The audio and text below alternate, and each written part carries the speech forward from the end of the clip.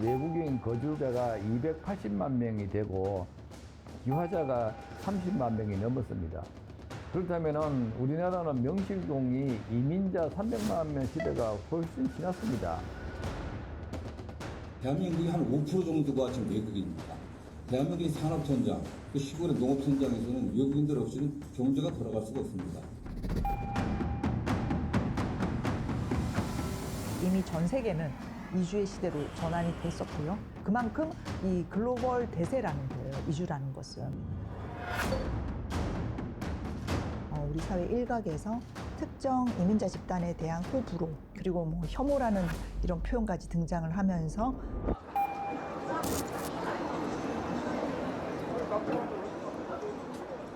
연배 있으신 어르신들이 조금 쳐다보는 시선들이나 막 약간 손가락질로 막 이렇게 행동할 때 약간 조금 피부색 때문에 그러는구나. 학교에서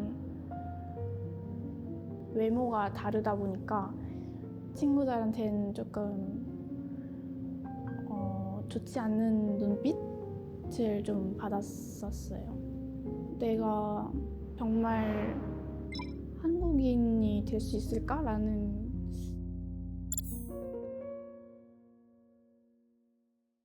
네, 저는 지금 서울대학교 환경대학원 도시계획학과에 있는 교수 정현주라고 합니다. 현재 서울대학교 아시아연구소 산하에 있는 아시아 이주센터에서 센터장을 맡고 있습니다. 다문화 국가다라고 하면 뭐 크게 보면 다양성이 공존하는 사회죠.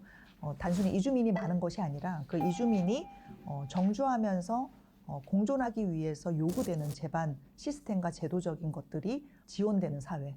그런데 이제 우리는 독일이라던가 미국이라든지 캐나다 같은 국가들은 당연히 다문화 국가라고 하잖아요. 이제 이들 국가는 이주민도 많고 이주민들을 수용하는 여러 가지 제도적 장치가 있고 그런 역사가 있기 때문에 다문화 사회라고 인식을 하는 거거든요. 그런 점에서 보면 한국은 숫자 면에서는 지금 한국에 그냥 외국인이라고 이제 분류되는 사람들이 한 270만이 넘었거든요. 인구의 한 5.3%가 이미 넘었기 때문에 다문화 사회로 전환했다라고 보여져요. 근데 이 체제라던가 한국 사회의 이 다양한 이 제도적인 인프라가 다문화 사회 그것에 필적하느냐라고 보자면 아직 매우 미흡하다라고 생각하고, 왜 그러냐면 기본적으로 한국 사회는 굉장히 후발 이민 국가예요. 그래서 우리는 이제 이주 송출국이었다가 아주 최근까지도 아시잖아요. 해외 디아스포라가 700만 명이 넘잖아요. 그래서 우리는 아주 최근까지 이주민을 해외로 더 많이 내보내는 이주 송출국이었어요. 그런데 아주 최근에 이주 수용국으로 갑자기 전환이 됐습니다. 이런 사례는 인류사적으로도 거의 흔치 않은 사례입니다. 공적 입양 체계를 안정적으로 정착시키고 해외 입양은 단계적으로 중단하겠습니다. 그래서 한국은 남다른 길을 지금 걸어가고 있는 와중이거든요. 생김새와 언어는 달라도 믿음이 있었기에 결심한 한국행. 매년 전체 혼인 건수의 10% 이상을 차지하고 있는 국제 결혼. 그중 약 76%가 외국인 여성과의 혼인으로. 그러니까 한국 사회에서 2000년대 초반부터 사실은 결혼 이주, 국제 결혼을 통한 결혼 이주, 농촌 총각 장가 보내기라고 그런 프로그램이 한때 잠시 있었어요. 근데 그게 너무 이렇게 임팩트가 큰 거예요. 그래서 마치 다문화 가정은 농촌에 있을 것 같다라는 생각을 다들 하잖아요. 그런데 숫자적으로 보면 60%가 수도권에 있습니다. 서울, 경기, 인천에 가장 많습니다. 그러니까 인구 분포하고 똑같아요. 보통 그 이민 사회가 어떤 뭐 이민으로 인한 갈등을 겪는다. 요즘 특히 이제 서구 사회에서 많이 난리인데, 그런 문제는 사실 이민 1세대에서 주로 일어나지 않아요. 이민을 처음 했던 당사자들은 어떤 목적을 가지고 희망과 의욕을 가지고 정착하고 그리고 많은 고생과 고난을 기꺼이 감당합니다. 그래서 1세대 이민자들은 보다도 어떻게 보면 그들의 2세대 또는 1.5세대들이 그 사회에 정착하면서 이제 비로소 문제가 생기거든요. 그래서 한국은 아직 서막에 불과하다고 생각을 합니다. 그런데 이제 현실적으로 이 다문화 가정의 아이들이 학교 현장에서 부딪힐 수 있는 많은 문제들이 일단은 언어 문제라고 생각을 해요. 우리 아이가 애 엄마 때문에 한국어를 못하게 될까 봐 매우 걱정됩니다. 이게 아빠들의 공통된 우려였거든요. 그러면서 하는 처방이 뭐였냐면 집에서 외국어를 못 쓰게 한다. 그래서 와이프에게 모국어를 못 쓰게 한다가 거의 대부분 남편들이 했던 조치여서 제가 너무 답답해서 지역 신문에다가 기고까지 하고 왔어요. 아이들에게 엄마 모국어로 대화하게 해주세요라고. 그래서 이 언어라는 것은요, 그 모국어가 어느 정도의 기반이 되지 않으면 세컨드 랭귀지는 절대로 늘 수 없어요. 즉 한국에서 태어나도 엄마의 모국어가 아이의 모국어가 되기 쉽기 때문에 우선 그게 뭐 베트남어든 중국어든 그 모국어로 일단 먼저 언어를 학습해 나가야지 한국어도 빨리 늘 수 있거든요. 그래서 이런 이중 언어에 대해서 우리가 한국어를 못하는 학생이 아니고 차별화된 언어 능력을 가진 학생이라는 관점이 필요할 것 같아요. 원래 이제 제가 처음에 이 일을 시작할 때는 국내 거주 이주민 단 한 사람이라도 마음에 상처받지 않고 안정된 생활과 정착을 지원한다는 그런 초심을 가지고 시작했는데, 남들이 퇴근할 때 나는 출근해 가지고 이민자들을 만나러 다녔죠. 저녁에 기숙사라든가 뭐 그때 당시만 해도 거의 이민자 이주 노동자들이 그 컨테이너 박스라든가 아니면은 공장 한 구석에 이렇게 움막같이 만들어 놓고 이렇게 거주하는 친구들이 많았습니다. 이민자들을 만나면서 자연스럽게 가정사 얘기를 하다 보니까 자녀 문제가 나오는 거예요. 부모님들은 이 아이들을 케어하고 싶어도 이른 아침부터 밤늦게까지 취업전선에서 활동하다 보니까 아이들한테 관심은 있지만은 실제적으로는 관심을 줄 수 없는 형편이고, 아이는 집에서 계속 핸드폰으로 게임에만 빠져 있고, 그런 청소년들이 정말 그때 당시에는 부지기수로 많았습니다. 유엔 아동 권리 협약에 따라서 이 아동 청소년들이 한국에서 교육을 받는 데는 아무런 문제가 없습니다.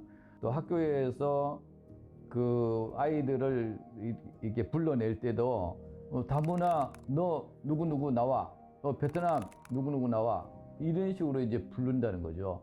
이런 일들이 아주 그냥 뭐 사소하고 대수롭지 않게 생각할지 모르지만은 그 당사자가 겪는 그 차별과 편견, 정말 씻을 수 없는 마음의 상처가 있다고 봅니다, 저는.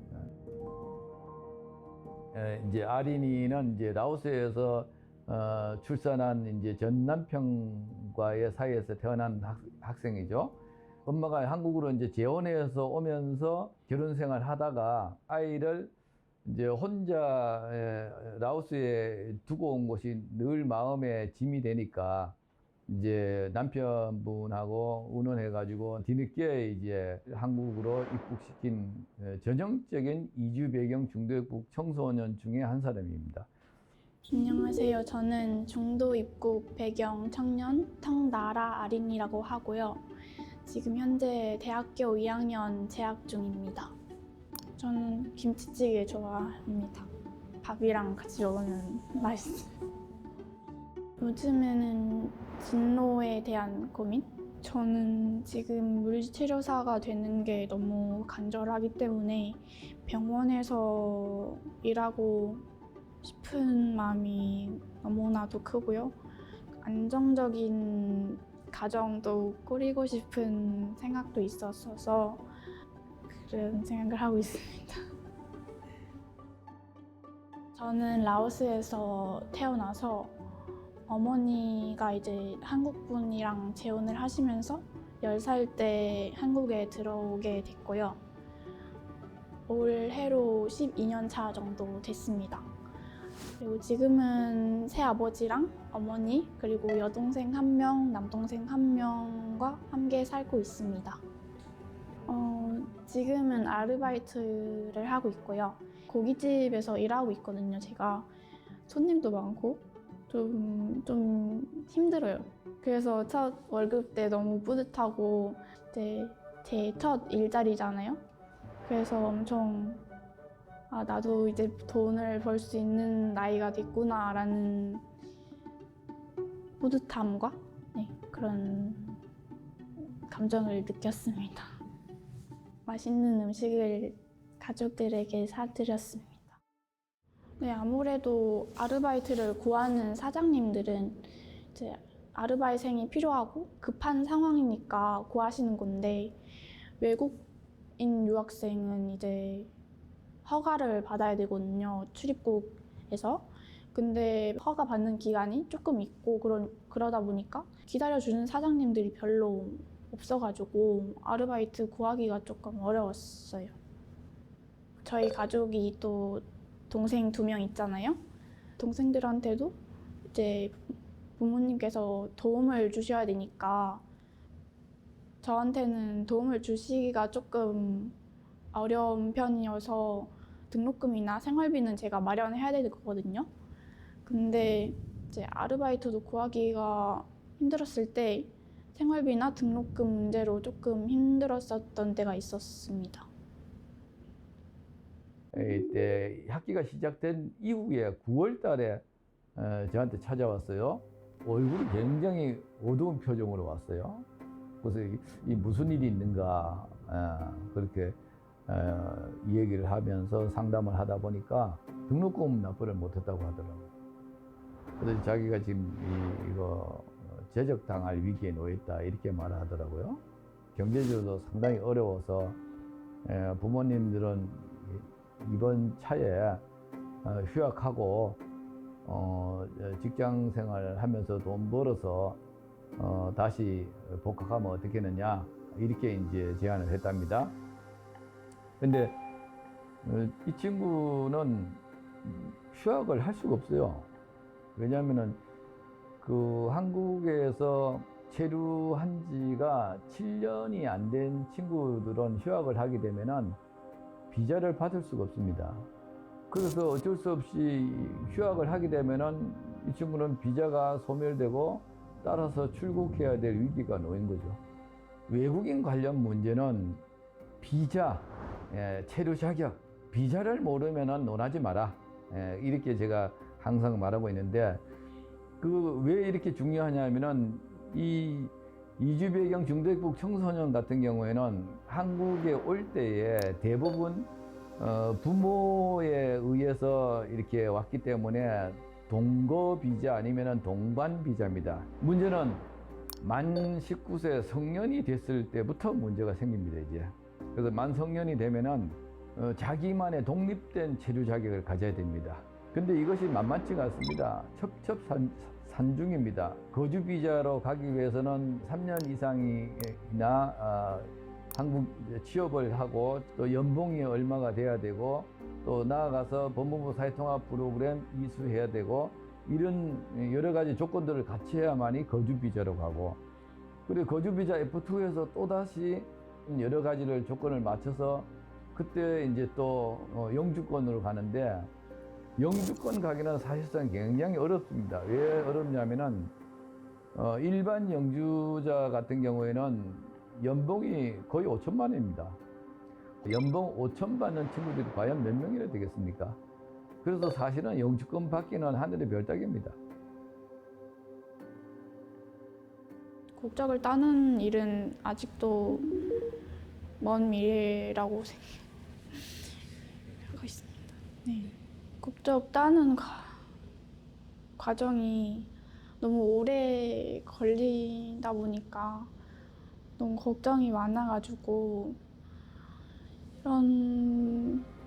또 제가 한국에서도 오래 살았는데 이렇게 오래까지 걸려야 되는 건가 싶은 생각이 들더라고요. 내가 정말 한국인이 될 수 있을까라는 생각도 많이 했었습니다.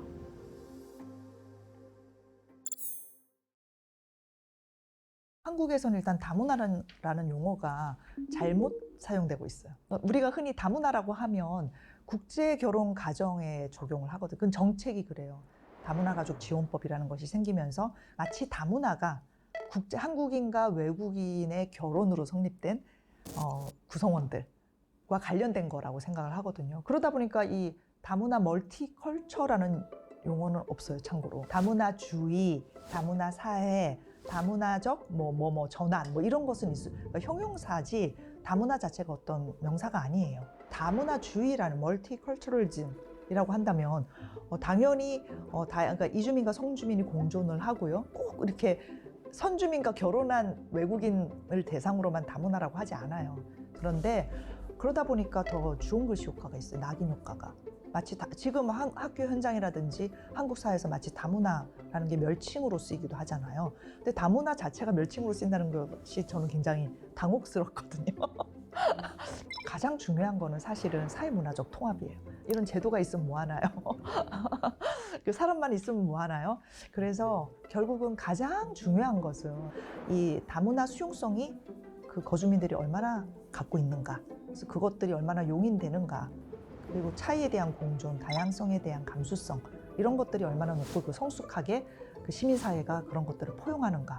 결국은 이것이 제대로 된 다문화 사회로 가느냐 아니냐를 결정할 거라고 생각을 합니다. 안녕하세요. 저는 해상국제 컨벤션 고등학교를 다니고 있는 19살 아고리아입니다. 아버지는 나이지리아 분이시고 어머니는 한국 분이시고요. 저는 토종 한국 사람입니다. 친구들이랑 가족들이 다 같이 이제 단체로 밥 먹으러 가거나 놀러 갈 때 약간 주위 시선이 저한테 집중이 돼가지고 약간 의식하게 되고 왜 그러지? 왜 쳐다보지? 약간 뭐가 다르나? 이런 생각을 좀 많이 했던 것 같아요. 야, 너 머리 더 뽀글뽀글한데? 완전 라면 같아. 이런 말을 진짜 항상 들었고 연배 있으신 어르신들이 조금 쳐다보는 시선들이나 막 약간 손가락질로 막 이렇게 행동할 때 약간 조금 피부색 때문에 그러는구나. 근데 요즘에는 그냥 어디 다니거나 그럴 때 한국인이라고 그냥 당당하게 말하고 다니고 있어요. 완전 무당탕탕하고 맨날 저희 같이 다니는 애들끼리 시끄럽게 다니고 항상 교무실 가서 쌤들한테 인사하고 약간 그냥 해피 바이러스, 인간 바이러스처럼 막 풍기고 다니고 있어요. 그 조나단 씨가 하는 개그나 그런 개그를 제가 가끔씩 애들한테 하는데요. 애들이 그 개그를 받아칠 수가 없다고 맨날 저한테 그 흑인이 콜라를 먹으면 어떻게 되냐. 밤에 흑인 앞에서 불 꺼본 적 있냐. 이런저런. 제가 항상 오늘도 아까 하나 하고 왔거든요. 친구들이 막 엄청 웃고 그랬었어요. 누구야 맨날 저보고 하는 말이 그냥 너는 그냥 찐 한국 사람이다. 호mel같이 보이지도 않고 외국인처럼 보이지도 않는다. 막 그냥 너가 말을 안 하고 있으면 외국인처럼 보이겠는데 말을 꺼내는 순간 한국인이다 완전. 저는 대다수의 한국 사람들이 이 차이에 대해서 생경한 반응을 보이는 거, 이 낯섦을 보이는 게 무조건 차별적 시선이라고 생각하지는 않습니다. 잘 모르는 것을 만났을 때에 대한 어떤 두려움, 낯섦, 잘 모르는 무지에 가까운 거죠. 그런 점에서 한국인의 다문화 수용성은 현재는 낮아 보이지만 저는 높아질 수도 있다고 생각을 합니다. 왜냐? 이것은 무슨 우리는 처음부터 다문화적 공존을 좀 안 해봐서 잘 못할 거야 라가 아니라 한국은 수천 년 전부터 다문화적 공존을 했어요. 우리가 그렇게 안 배워서 그렇지 이 한반도 주민들은 한 번도 단일했던 적이 없습니다. 역사상. 우리는 늘 다문화적 공존을 늘 해왔고요. 차이가 공존하면서 살았거든요. 그런데 저는 이제 안타까운 것은 우리의 공론장에서 너무 이 이주에 대한 이야기가 없다라는 거예요. 이주라는 이 현상은 거의 지구적 대세 트렌드인데 한국에서는 너무 아직까지 강 건너 불구경하는 것처럼 너무 머나먼 이야기라고 생각을 하는 경우가 많거든요. 지금 뭐 지방 소멸이니 뭐 이런 이제 여러 가지 다양한 우려가 있는데 인구가 지금 급격히 감소하고 생산 인구가 감소하고 있는 지역에서는 외국인과의 공존이 지금 아주 현실적인 이슈가 되고 있거든요.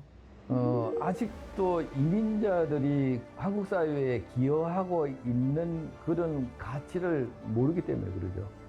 지금 농어촌에 종사하는 노동 인력의 70 내지 80%가 이민자들입니다.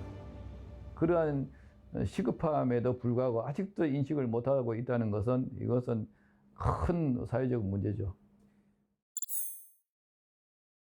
저는 네팔에서 온 망갈 구스미라고 합니다. 여기 한국에 온 지 10년 됐습니다. 안녕하세요. 저는 이하연이라고 하고 있고 보시다시피 네팔 남편 만나서 더 행복하게 가정을 꾸리고 살고 있는 대한민국의 33살 아줌마입니다.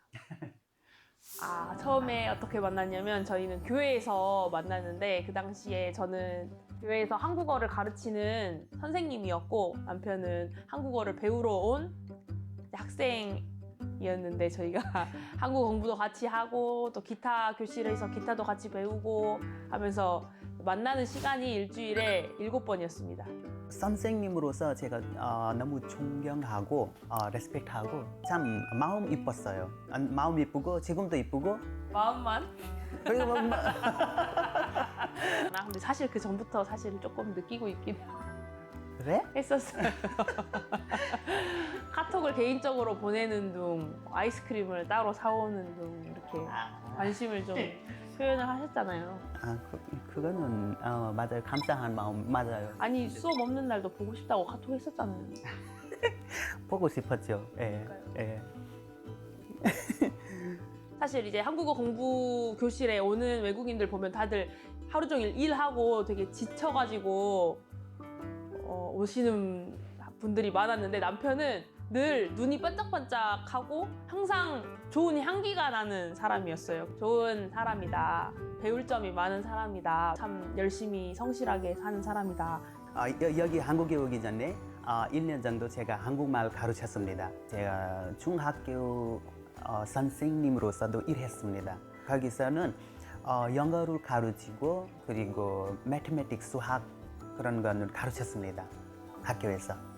그러면 지금 쿠스미님은 네팔어, 한국어, 영어 이렇게 3개를 다 하실 수 있어요? 네, 할 수 있어요. 더 있어요. 영화는 또 인도 영화 보고 또 방글라데시 친구 만나면 방글라데시 말로 대화하고 언어에 대해서는 진짜 최고로 존경스럽습니다. 전 그렇게 못해요. 2015년 여기 9월에 한국에 딱 돌아오자마자 우리 공항에서 내리고 훈련소로 가야 돼요. 3일 정도 훈련 받고 이제 회사에 들어왔는데요. 네팔에 있었을 때 우리가 항상 높임말만 배웠습니다. 배웠는데 이거 먹어요, 가요, 오세요 이렇게 배웠는데 여기 회사에 들어오자마자 다들 왔어? 저리 가, 이리 와, 이리 가, 저리 가 이렇게 하고 오라 그래 이렇게 하니까 무슨 말이 너무 어려워. 무슨 말인지 전혀 모르는 거예요.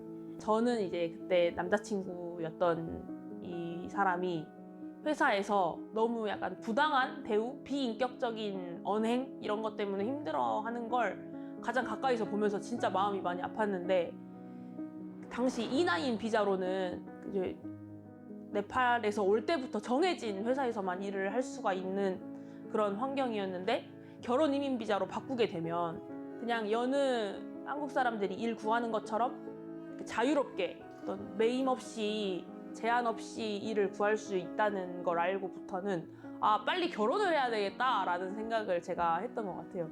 다문화 가정이라는 그 타이틀이 딱 생기고 나서 살짝 저도 제 옛날 편견으로 살짝 우려스럽고 걱정스러운 부분이 있기는 했는데 지금은 생각이 좀 달라진 것이 저희 아들이 작년에 있었던 일인데 이제 아빠가 이제 유치원 등원을 시켜줄 때 제가 한번 같이 간 적이 있었어요. 근데 이제 신발장에서 친구를 만났는데 아들 친구가 너 아빠 외국인이야? 이렇게 물어봤었는데 제가 순간 속에서 어머나 저 친구가 우리 아들 아빠가 외국인이라고 좀 다르게 보면 어떡하지?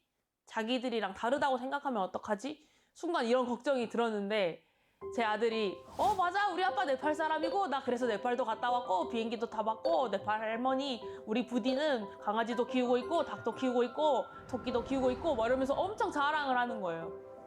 다문화 가정을 그렇게 생각하고 있는 제 시선과 제 편견이 그날 좀 깨어졌고 아들이 건강한 눈으로 다문화 가정을 바라보고 자아 정체성을 키워가는 것 같아서 너무너무 그날 감사했던 기억이 있습니다. 또 요즘에 한국은 다양한 국적의 외국인들이 많이 들어와서 살고 있는데 우리 아이들은 먼저 집에서부터 이런 것들을 경험하고 누리고 있기 때문에 밖에 나가서 누구를 만나도 저 사람이 나랑 좀 다르다? 피부색이 다르다? 언어가 다르다? 이 다른 것들이 크게 문제가 되지 않는 넓은 시야? 좀 더 큰 마음을 지금 가정에서부터 기르고 있다라는 생각이 들더라고요. 이제는 더 장점이 많은 다문화 가정이라고 저는 소개하고 싶습니다. 아이들의 시야가 훨씬 넓어진다는 거, 마음이 2배로 커진다는 거. 다문화 가정으로 불리는 수많은 이제 가정들이 한국 사회 다양성에 굉장히 일조하는, 기여하고 있는 능동적인 주체라고 생각을 합니다. 또 그 가정에서 자라나는 많은 2세 아이들이 또 한국 사회에서 또 새로운 인재들이 될 거거든요. 또 그들은 국제 감각을 겸비한 초국가적인 인재들이 될 수가 있어요. 지금은 오히려 전 이 머리가 더 좋은 것 같아요. 남들보다 좀 더 한 발짝 더 모델로서 성장할 수 있는 기회가 더 찾아온 것 같고, 남들한테 기죽지 않고 약간 멋진 어린, 기죽지 않는 멋진 어린이 되고 싶어요. 거의 대부분 3개 국어를 능숙능란하게 할 수 있는 그런 친구들이 대부분입니다. 이 한 명 한 명이 진정한 외교관 역할을 할 수 있을 거라고 저는 확신합니다. 2030 이민정책 미래 전략을 수립하였습니다. 첨단 산업 분야의 최고 우수 인재 유치를 위해 앞으로는 토피오 비자 발급 대상을 과학 기술 분야의 교수, 연구원까지 확대하겠습니다. 이주 배경 아동, 청소년 규모가 지속 증가하는 점을 고려하여 교육부와 협업하여 이주 배경 아동, 청소년을 대상으로 학교 안팎에서 한국어 교육을 실시하겠습니다. 국민주권정부 이민정책이 국가 경제와 민생 경제에 기여할 수 있도록 각각의 과제를 속도감 있게 추진하고 국민 체험할 수 있는 변화를 만들어내겠습니다. 한국 사회가 다문화 사회로 전환하고 있다는 것은 누구도 부정할 수 없는 팩트입니다. 이 다문화적 전환이라는 것은 단순히 우리 사회에서 생산인구 급감에 대한 대응책이라는 이런 근시안적인 측면이라기보다도 한국 사회가 근본적으로 변화하는 문명의 패러다임 전환이라고 봐야 됩니다. 한 공동체가 어떻게 존속할 것인가. 우리가 지금 민주주의 사회라고 한다면 한국식 K민주주의는 어떤 식으로 진화해야 되는 것인가, 우리는 무엇으로 더 행복해질 수 있는가, 이런 것을 우리가 좀 더 바꿔보는 전환점이라고 생각합니다. 그래서 저는 한국의 다문화적 전환은 한국 민주주의의 2.0 또는 3.0 새로운 전환의 기회가 되는 그런 대모멘텀이라고 생각을 합니다. 민주주의를 회복한 대한민국은 이제 더 나은 미래를 꿈꿉니다. 대한민국에 거주하는 내 외국인 모두가 사회의 동등한 구성원으로서 삶의 모든 현장에서 존중받을 수 있도록 제도와 문화를 더욱 발전시켜 나갈 것입니다. 지속 가능한 미래를 향한 다자주의적 협력의 길, 우리 민주 대한민국이 앞서가겠습니다.